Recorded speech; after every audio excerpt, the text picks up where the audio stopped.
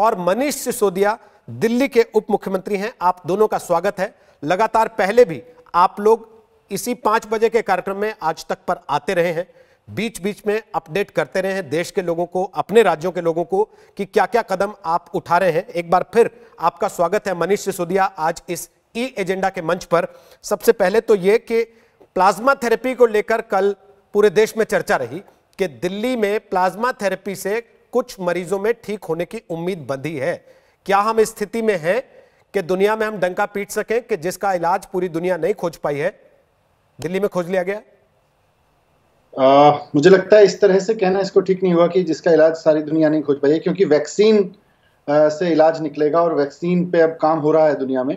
पर जिन हालात में आके डेथ होती है, बहुत सिवियर हालात में कोरोना के पेशेंट की जब डेथ होती है, तो उसको किसी व्यक्ति को मरने से बचाया जा सकता है। उसके एविडेंसेस दिल्ली में मिले हैं इस पूरे प्रयोग में। हमारे डॉक्टर्स ने बहुत प्रयोग करके बहुत सावधानी से ये देखा कि अगर किसी व्यक्ति को कोरोना हुआ और वो ठीक हो गया तो उसके अंदर एंटीबॉडीज बन गए। एक तरह से उसको कह सकते हैं कि कोरोना वायरस का एंटीबॉडी बन गया, उसके अंदर एंटीवायरस एलिमेंट बन गया उसके अंदर, बहुत आम आदमी की भाषा में कहें। उसको निकालकर एक कोरोना पीड़ित व्यक्ति के अंदर डालने से वो कोरोना से ठीक हो जा रहा है। वो उसकी डेथ नहीं हुई, उसके अंदर और डिटोरिएशन नहीं हुआ बॉडी के अंदर, और वो रिकवर हो गया। जो उसके अंदर सांस लेने में दिक्कत हो रही थी, जो उसके अंदर ऑक्सीजन की कमी थी, वो दूर हो गई। तो कोरोना का जो बहुत बुरा प्रभाव शरीर पे पड़ता है और जिसकी वजह से डेथ तक हो जा रही है, उसको हम रिकवर कर पा रहे हैं। ये हमारे हॉस्पिटल्स में हमारे डॉक्टर्स ने प्रयोग किया और उसमें सफल रहे। इसको वैक्सीन नहीं कह सकते, लेकिन ये जरूर कह सकते हैं कि डेथ होने से रोकी जा सकती है, उसकी उम्मीद सामने आई है। ये कोरोना के बारे में सबसे खतरनाक चीज थी कि इससे डेथ बहुत ज्यादा हो रही है दुनिया भर में, लेकिन डर से निकल सकते हैं इस तकनीक से। मनीष सिसोदिया, एक तरफ आप उम्मीद ढूंढ रहे हैं, दूसरी तरफ जिस समय हम दोनों बात कर रहे हैं 2500 हो चुके हैं दिल्ली में मामले। वो तब है जबकि दिल्ली सबसे पहले सबसे ज्यादा एक्टिव होने वाले राज्यों में से एक था। शायद जिस समय कई राज्यों को भनक तक नहीं पड़ी होगी, दिल्ली ने काफी हद तक कंटेनमेंट जोन्स तक डिसाइड कर लिए थे कि कहां कहां हमको थोड़ी सख्ती बरतनी पड़ेगी। फिर ऐसी स्थिति क्यों हुई कि आज मामले 2500 तक पहुंच गए?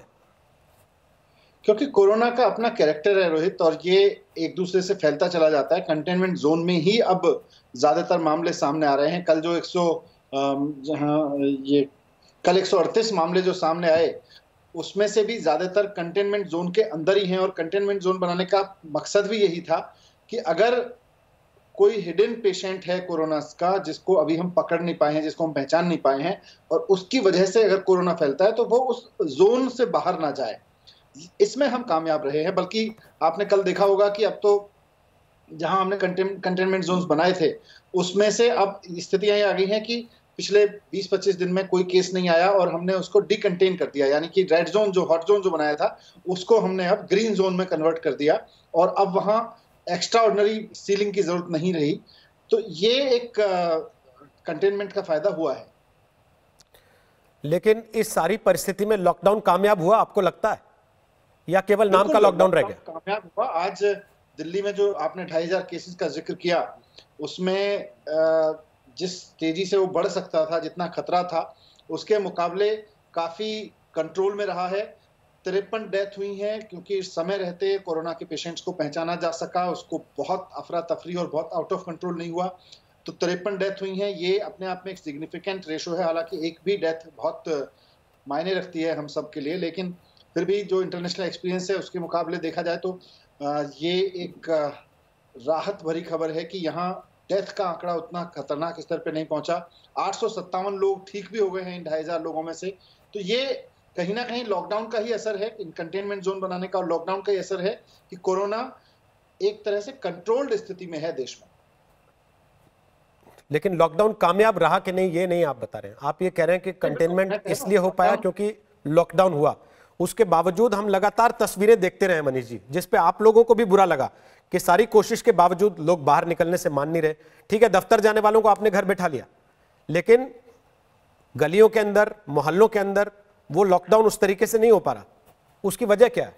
लोगों को समझा पाने में नाकामी है? रोहित, कोई भी व्यक्ति इस बात के लिए कभी तैयार नहीं है ना सरकारें, ना व्यक्ति, ना परिवार, कि उनको 24 घंटे घर में बिठा दिया जाए, तो कहीं ना कहीं वो एंग्जाइटी होती है और उसकी वजह से लोग गलियों में निकल के आते हैं। फिर हमारी पुलिस का, हमारे अथॉरिटीज का काम यह है कि उनको फिर रिक्वेस्ट करें, मेडिकल एडवाइजेस जारी करें, वो सब करते रहें। मैं कामयाब इसलिए कह रहा हूं लॉकडाउन को कि लॉकडाउन की वजह से हालात बहुत नियंत्रण में रहे, वरना ये स्थितियां हो सकती थी जैसा न्यूयॉर्क जैसे शहरों में हमने देखा, या और भी दुनिया के बड़े शहरों में देखा कि वहां मेडिकल सिस्टम सारा चरमरा गया, एडमिनिस्ट्रेशन सारा चरमरा गया।